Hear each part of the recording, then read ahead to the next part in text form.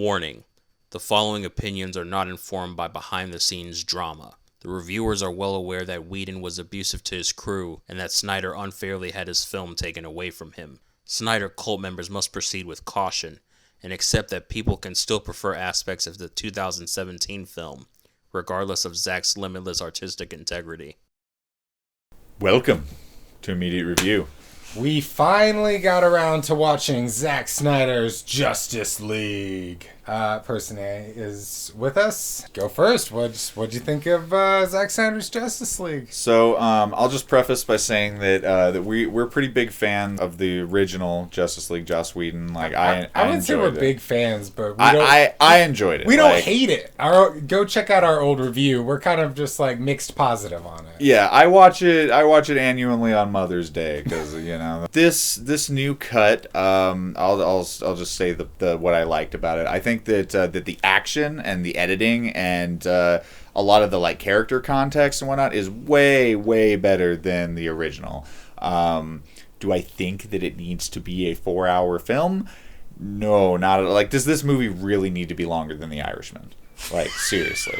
Like, no, it doesn't. But it is cool to get more context with things and get a little more explanations with stuff. And yeah, I love the extended action sequences. I think that was the strongest point that this film had. And yeah, the negatives for me are like I wasn't a fan of the color grading. Didn't like that. Sound design was up and down. Some stuff sounded cool, some stuff didn't. I was not a fan of the soundtrack for this one. I thought that there was maybe 3 or 4 songs that like really fit in, but yeah, for the most part, I think it was missing some cool needle drops and yeah, just in general, So it was up and down for me, but I definitely like it more than I'd watch this one again, I definitely want to own a physical copy. Yeah, I'm about the same. Like I feel truthfully close to how I feel about the original one. I'm mixed positive on it. I was actually kind of disappointed by how I really think Cyborg is the only character that's thoroughly expanded upon, more so than the others. Like Flash, I don't think there's just that scene of him like saving that girl, and that's it. There's nothing creepy. Much and. But yeah, I dug it overall. I think they did a great job with Wonder Woman. Wonder Woman's my favorite character out of all of them. And, after 1984, it was awesome to see her back in action again. And, yeah, you mentioned it already. The action, it's every action scene is better than the original one, without a doubt. The editing overall, I honestly thought for a 4-hour movie, the pacing is pretty good. I really do. I've seen a lot of 4-hour movies, and this one it didn't drag more than a lot of them.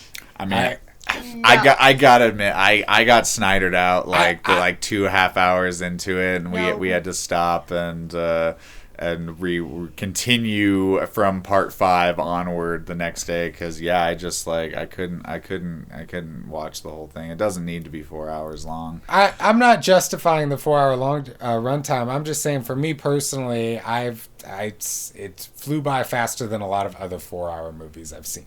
This removed a lot of continuity errors that are in the original film. Just even lighting errors. It'll cut back. In scenes, it'll just be completely different lighting from one scene to another in the same shot, and all of that is gone. Just the story is more cohesive. The expansion of the villains, and I love the added Steppenwolf stuff for sure. Yeah, and bringing in Darkseid. My negatives are the same. The color grading is a lot worse in some scenes. Not the climax. The original color grading that's on this is better. But there are a lot of sequences like the Wonder Woman museum bomb scene where the color grading in the original film was better. And a few others where I think the original looked better. And yeah, the music in the original film, Danny Elfman's score was way better than this one, without a doubt. And I thought the opening credits of the original film were also much better. Yeah, I like the credits of the original. Much more impactful and set the tone. Oddly enough, the tone of the tone of the opening credits in the last film feels more appropriate for this film, honestly. Yeah. And the Superman, we were kind of all chuckling at the Superman scream thing. I was really not a fan of the sound design there. Yeah, and then some alternate scenes, while I love, like, don't get me wrong, while I think the original has a lot of things that are better than this one, this is the definitive version, and I love seeing all the expanded scenes that we didn't get before. This is definitely, I'm so glad this exists. I really am. Okay. So, fresh hot takes coming your way. Internet, get ready to hate me. I hated this movie. Yeah, Versane definitely hated it. The joyless, waxy chore of a film where it just made me think about, Zack Snyder should really do, like, video game design. Like, you guys mentioned the music, and that was such a huge problem for me because it tonally shifts so many scenes in not a good way. Compared to the original. The Justice League. Sorry, but it like, that cut... You flat out you like Justice League more, right? Yes, I like Justice League more. Sorry. We saw it in theaters and you didn't hate it. Yeah. The only things I will give this one over that is Steppenwolf. The change where Steppenwolf is now a minion, which makes way more sense than him being the big bad, and especially with parademons being involved, and there's a whole bunch of stuff with that with the comics. No weird, awkward, Superman, take a selfie with me stuff. I totally forgot that. Okay, yeah, I love the opening credits, but not that part. Yeah, that is the part, and that's the part too where the mustache erasure CGI is the most egregious, I think. Like, it looks comical, like they have a Snapchat filter over Superman's face or something. Those are the only parts that I think. Otherwise, it's like, they managed to make the Flash, like, a good 60% less funny in this. They really did. They really did. Editing, because of score and soundtrack, and because of the added scene that makes him seem like a big fucking creeper who saves hot people because he thinks they're hot and is gonna touch them because they can't stop him. I saw the trailer. I saw the trailer and I'm like... he's like staring at her like intently like a fucking stalker. No, yeah, he like freezes time and uses that time to like caress her, and it's weird. Like... But it's worth noting that he's applying for a job at her place of work. So it's like, if he were to get that job... Ugh. So, but I watched the trailer and I was like, "Oh, a new character. We're gonna get some stuff with Flash." I know. That's her only scene. It doesn't fucking go anywhere. Upon. The only reason that it was there, the only thing that it did was put into my head that the Flash thinks about assaulting women before he saves them. Yeah. It's like, what the fuck? Why? It's like, I'll save you. Wait. Like, are you fucking kidding he's like, me? are you attractive enough for me to save? They don't go too far, but I know, but like it's there, and Yeah. it's like that's what I thought about after that scene, and it's just like, Barry Allen, what are you doing, dude? Like, Seriously. Snyder, why? This is not romance. Like, Yeah. no. And it's like, it's part of our introductory sequence to the Flash. Exactly, So yeah. It's his first scene in the movie. Yeah, it's like it's fucking creepy. Like, as much as I appreciate expanding on certain things with Cyborg, like, in terms of story, they make him, like, moody exposition bot. I was disappointed. He was lifeless and joyless. Yeah, in he's this. a robot. He's not a cyborg. I totally In get every that. way, Like, he's a he robot. loses like both of his parents in it, and it's like he like goes through some trauma and whatnot. But it's like he very much like and you know, maybe the versions of Cyborg that I've been experienced to have had more time to like reclaim their humanity and whatnot. But he is not. He does not feel human. I'm sorry. Like, if he's human with the Teen Titans, he's fucking human by the time he's working like with Justice League. exactly. It's like there seems to be like this just kind of disconnect of like Cyborg's like passion and whatnot, and like the way that I've seen Cyborg in media, it doesn't seem like if he was faced with this that he would just be a gloomy, like, you know, sad boy like the whole time. He would have moments of, like, you know, charismatic outburst and things like that would be characteristic of him, but he's just so, like, broody about everything. And I thought, like, you know, when his mom, like during the whole car crash thing, it's like they're talking, and literally the second the line hit, I was just like, car crash, and then it happened. Yeah. It was just like, I don't know, just predictable so and cliched, and yeah. There's even with that, like, a further, like, cliche of them all around, like, acknowledging the fact that they all have, like, some parental trauma. It's like, we get it! Yeah, it's like, we get it! Every single person in the Justice League has we got daddy issues. Except for Aquaman, who has mommy issues. So, Aquaman, yeah, essentially, we got it connected to the film better. Yeah, I liked it. It really did. Yeah. British Mira was weird, though. I thought that the changes they did really made, like, officially makes Aquaman a sequel. You know, they address things specifically. He's very much like, you know, fuck you Atlanteans and whatnot, I'm not down with it, and, like, talks about that. And he talks about the, like, looming stuff that happens in Aquaman, because there's definitely, like, there's a scene in Aquaman where Mira and him are talking, and it feels very much like it takes place beforehand, but it doesn't.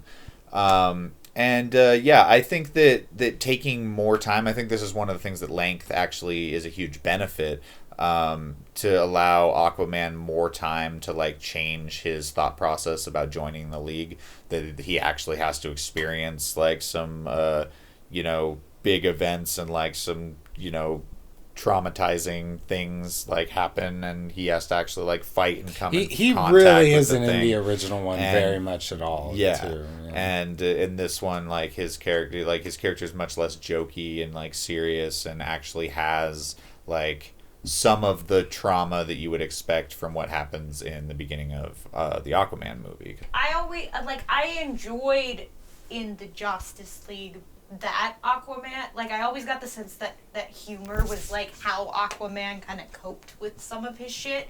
Humor and charity and alcohol. And, like, I'm like, okay. Oh yeah, I know a lot of people like that, so it made sense, and also it made Aquaman more endearing to me. Especially, I think, like, the tone and the editing and the music. What about the scene where when he's got, like, the booze and he's drinking it? And they changed the song, and now in the original one it's Icky Thump, and it's like, fucking, yeah, Aquaman's a fucking rock star, he rules. And in this one it's like he's so sad. Yeah, it's like sad music while he's slowly throwing his stuff, and it's just like, it doesn't work. Yeah, tonally is just completely Everybody different. becomes a fucking there are times where the movie feels like it's trying so hard to not be the other Justice League to its detriment. Like, it's afraid to have a single scene that's just like it. Or reminiscent of and it. it's like yes, you know, for the, like, this movie is superior in most ways, but it's like, disagree. The other movie did do things well, and I don't know, but, you know, it's not Zack Snyder, so I get that, like, this is his movie. But I'm definitely only gonna watch the other one. Damn, okay. Yeah, I ranked this. So you're not lower gonna than review one. the Justice is Gray edition? What's the point? It's just gonna be muddy as fucking. It's black and white. That makes it artistic. You're not gonna be able to see shit in black and white on this cut. You can see. I will agree with that. There's If not you enough stream contrast. it in the black and white, the blacks are gonna be crushed as fuck, and you're not gonna be able to see shit. Like, physical copies. So should we wait please. for Blu-ray for that one? Honestly, then? yes. Yeah. Like, I do not want to watch that streaming. Streaming this was such a fucking pain. It cut in the out so goddamn many ass. times. I was so fucking It kept pissed off. Like, crashing. this is why I don't HBO stream at my Max was not house. Like, ready we for live in it. the middle of buttfuck nowhere, and it's like our internet fucking sucks dick. Okay, but back to the movie. Yeah, I feel like it's like, you know, people may say, like, what are you talking about? There wasn't more character development stuff. And it's like, yes, each character had more things that were happening, Like coffee. and various scenes that were happening, but really overall the 2-hour movie before essentially told the same exact story as this one, minus all the dark side stuff, obviously, and the apocalypse.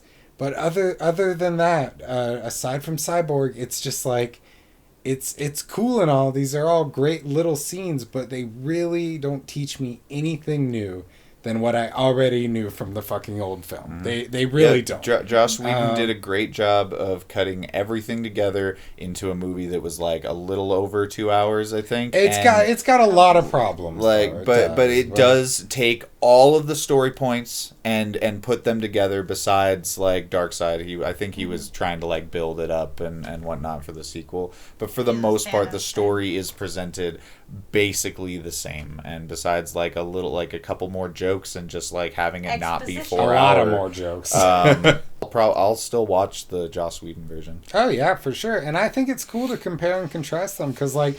The same deal with the original Superman, or Superman 2 has 2 different cuts because a new director took over. The same fucking thing happened in the 70s, where years later the old director got to come in and make his cut, and they both have strengths and flaws, and they're both fun to watch. Zack Snyder is the guy who made 300, and he's got a fucking style, and I'm not a big fan of it, but... I hate it. I like these characters, and it's cool to see these characters in a fucking big budget movie. Oh, I'm sorry, doing this shit. I don't know. It's like it's still good. The slow mo is so overused that it loses the impact in action scenes. He's never. That's been what he does. He's never been that great. Like I guess 300 had some good ones, but like he's never really been super great at like.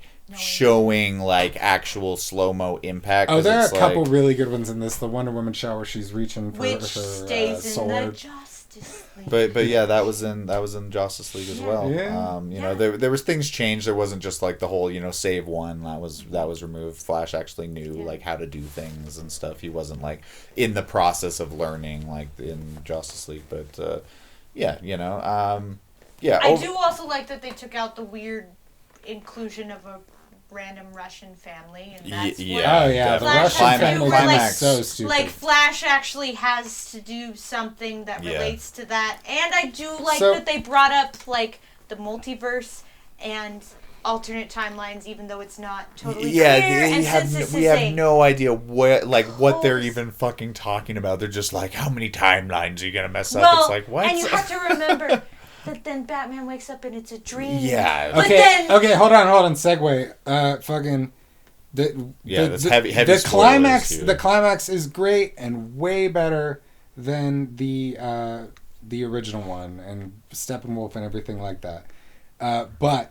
However, the epilogue is... I do not like the epilogue at all. Fuck the epilogue was not... I mean, it was just kind of like an amalgamation of like the after credit scenes. The idea of it's cool to show the apocalypse thing afterwards, but the momentum did not fit, and I don't know. They had their chance awkward. During the climax to do something like while Flash is like they should have done what Batman v Superman did, where it's fucking it happens in the middle of the movie and it's like a sequence. Or like while Cyborg is he's interfacing with the mother box, and that could have like the landscape and everything looked like it, and they were like trying to fight him to keep him from splitting up the boxes. That totally could have ended up like taking another turn, because we've already spent in this version extended periods of time and extended sequences in Cyborg's interface, and we don't get enough of the cool shit that Cyborg can do, because he's just broody motherfucker, and every single person is like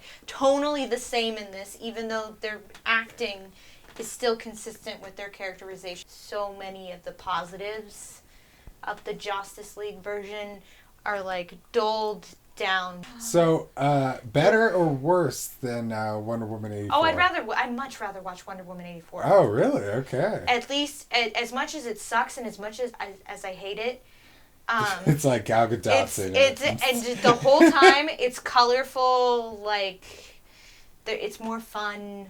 It's more fun to make fun of It's more fun to make fun of. It is. Just so dumb. Let's wrap it up. Jared Leto fucking sucks. That too, yeah. Get him out of this Joker shit. Why? You had your chance and you sucked. What a way to fucking ruin the end of a movie.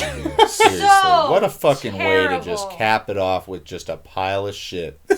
So fucking pointless too. It's just a way for them to like drop like reference, boy wonder. The sequel bait is strong. That's why they didn't put it in the middle of the movie. Because it's like, oh, you're going to see Robin, and who's this Rose? And you're going to see Harley Quinn die, and Aquaman's going to die. And, Wonder Woman's dead. Wonder Woman's dead. Yeah. But somehow Antiope is still alive. And now the Joker applies heavy makeup to cover his tattoos. Where's he getting makeup? And Lucky fuck? Yeah. He found it during the apocalypse. He got a stash. Yeah. The only thing that's realistic is now his grills are gone and his teeth are fucked up and constantly I don't bloody. know if he's damaged, though. Is it on his forehead or not? I'm trying to figure it out. It might be on his chest now, and he's going to Superman style it. What are your final thoughts, PTR? I mean, I enjoyed it, but like I said, I had to watch it in two parts. I literally couldn't sit through the 4 hours. We got 2 hours and 15 minutes into it, and I was like, I'm all Snydered out. Overall, the sound design, the color grading, and watching it on stream just overall made it a not very enjoyable experience in general, along with like the runtime.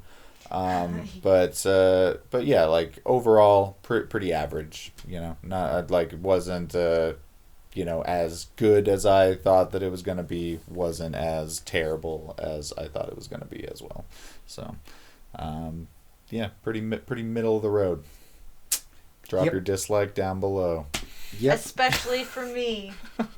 So, yeah, concerning Batman v Superman, we said we were going to review it, but we want to watch that fucking new version with the IMAX footage. I think we like that more than this one, right? I think all of us. Yeah, at this Batman point, v Superman is definitely the only one. thing that I really Jesse don't like about that Eisenberg one is is unhinged. it's Lexi Luthorberg. Okay. But the point is, we have we have positive things and negative things to say about it. So I don't know. Comment down below if you want us to review Batman v Superman IMAX edition. All right. So yeah, Snyder Cut. It happened. It was awesome. Some people will love it. Some people will hate it. Person A loves it. Some people do hate it. All right, guys. Later.